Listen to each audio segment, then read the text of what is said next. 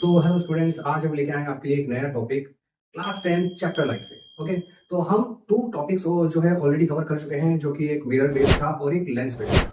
ठीक है, तो आज हम जो है रिफ्रैक्शन का एक और पार्ट कवर करेंगे इस टॉपिक के थ्रू। टॉपिक का नाम है ग्लास स्लैब। ओके, तो स्टार्ट करते हैं। ये आपका ग्लास स्लैब रेक्टेंगुलर शेप का होता है, ट्रांसपेरेंट होता है, थोड़ा सा डिफरेंट होता है आपके नॉर्मल ग्लास से। इसके थ्रू हम रिफ्रैक्शन के फिनोमेना को समझने की कोशिश करेंगे कि आखिर रिफ्रैक्शन होता कैसा है। रिफ्रैक्शन के बारे में हमने पढ़ा है कि लाइट जब एक मीडियम से दूसरे मीडियम में एंटर करती है तो लाइट थोड़ा सा बैंड हो जाती है।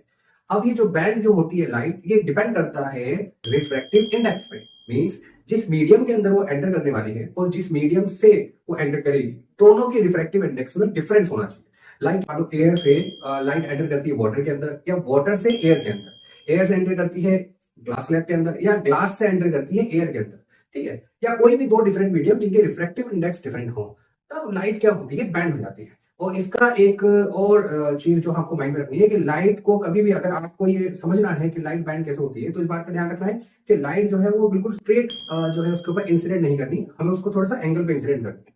ठीक है, तो ये जो रिफ्रैक्शन होता है इन दो चीजों पे बड़ा डिपेंड करता है। एक तो वो एंगल, जिस एंगल पे लाइट इंसिडेंट करेगी, दूसरा उस मीडियम का रिफ्रैक्टिव इंडेक्स। ओके, इस मीडियम पर रिफ्रैक्टिव इंडेक्स कितना है, जितना ज्यादा रिफ्रैक्टिव इंडेक्स होगा लाइट उतना ज्यादा बैंड करेगी। ओके, कि एक्चुअल में ग्लास स्लैब में एक साइड से लाइट एंटर करती है और जैसे ही वो एयर से ग्लास में एंटर करती है वो टुवर्ड्स द नॉर्मल बैंड होती है। क्यों? क्योंकि मीडियम चेंज हो चुका है। अब हमें एक ऐसे मीडियम में एंटर कर रहे हैं जिसका रिफ्रैक्टिव इंडेक्स बहुत हाई है। फिर जब वो एंटर करती है यानी कि रिफ्रैक्ट हो जाती है, फिर वो आगे बढ़ेगी और ग्लास से बाहर निकलेगी यानी कि इमर्ज होगी।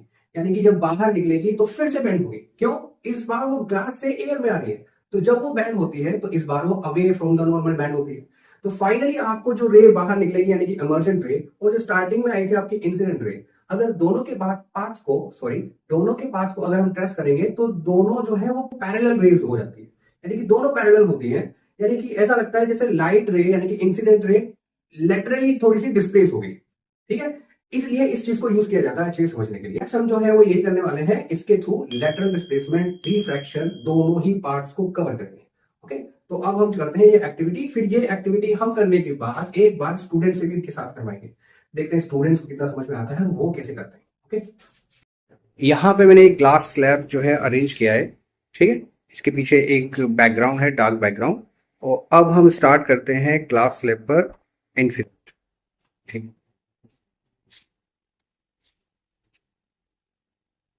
ठीक है। सबसे पहले मैं इस पर बिल्कुल स्ट्रेट लाइन पास करता हूँ और कोशिश करूंगा कि मैं दोनों चीजें एक साथ कर लूँ। आप देख रहे हो लाइन जो है बिल्कुल स्ट्रेट है। अब मैं क्या कर रहा हूँ, अच्छा ये चीज ये होता है कि लाइट जब एक मीडियम से दूसरी मीडियम में ट्रेवल करती है तो लाइट थोड़ी सी बैंड होती है। अब यहाँ पे ये एयर से ग्लास में एंटर करती है लेकिन फिर भी बैंड नहीं होती।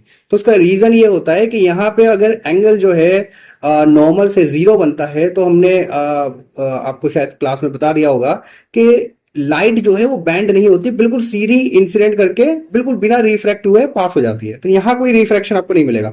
लेकिन जैसे जैसे मैं इसका एंगल चेंज करूंगा,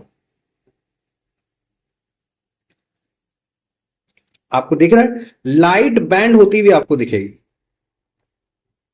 ठीक है, यहां पे अब लाइट बैंड होती हुई आपको क्लियर दिखाई दे रही होगी, क्योंकि अब जो है लाइट एक डिफरेंट एंगल पे जो है वो ग्लास के अंदर एंटर करती है। यानी कि अब ये रेयरर से जब डेंसर मीडियम में एंटर करेगी तो ये बैंड हो जाएगी। बट कहां होगी? ये होगी टुवर्ड्स द नॉर्मल, और ये टुवर्ड्स द नॉर्मल बैंड हो रही है इस वक्त। और जब ये बाहर आती है, और बाहर निकलने वाली लाइट भी शायद आपको क्लियर दिख रही हो। ठीक है, मैं इसको हल्का सा इसको ऐसा कर लेता हूं, है ना। ठीक है, चलो तो यहां पर ये लाइट आपको क्लियर बैंड होती हुई दिख रही है। ठीक है, यहां पर हम लाइट को एयर से डेंसर मीडियम में यानी कि ग्लास के अंदर एंटर करा रहे हैं, रेयरर मीडियम से डेंसर मीडियम में एंटर कराते हैं। और जब लाइट रेयरर से डेंसर में एंटर करती है तो वो टुवर्ड्स द नॉर्मल बैंड होती है, और जब लाइट डेंसर से रेयरर मीडियम में एंटर होती है तब वो away from the normal band होती है। ठीक है, तो यहां पर आप जब आपको दिख जाता है कि एक्चुअल में हो क्या रहा है, तब हमें ज्यादा समझ में आता है, इसीलिए प्रैक्टिकल्स किए जाते हैं। तो यहां पर आपको अच्छे से समझ में आया होगा कि लाइट किस टाइप से बैंड हो रही है। ठीक है, तो आई होप ये टॉपिक आपको समझ में आया होगा। और अगर आपके पास लेजर लाइट है तो आप किसी ग्लास स्लिप को यूज करके ये एक्टिविटी घर पे भी परफॉर्म कर सकते हैं। या फिर अगर आपके पास ग्लास स्लिप नहीं भी है, अगर ग्लास स्लिप नहीं भी है, तब भी आप एक बॉटल के अंदर या वाटर जो होता है उसको फिल करके जो है उसके साथ ये एक्टिविटी परफॉर्म कर सकते हैं। ठीक है, थैंक यू। हाँ, और बेंड हो रही है। ठीक है, नेक्स्ट। बेंड हो रही है थोड़ी सी इधर। बिल्कुल हो सके उतना एंगल बनाओ ताकि दिखे अच्छे से बैठ। इसमें बेंड ज्यादा हो रही है।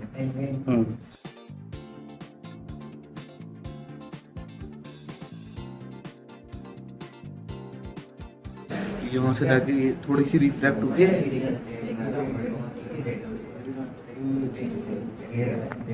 थोड़ी इस जगह पे रिफ्लेक्ट हो रही है, और यहाँ से जाके फिर ये पैरेलल जाती है। ठीक।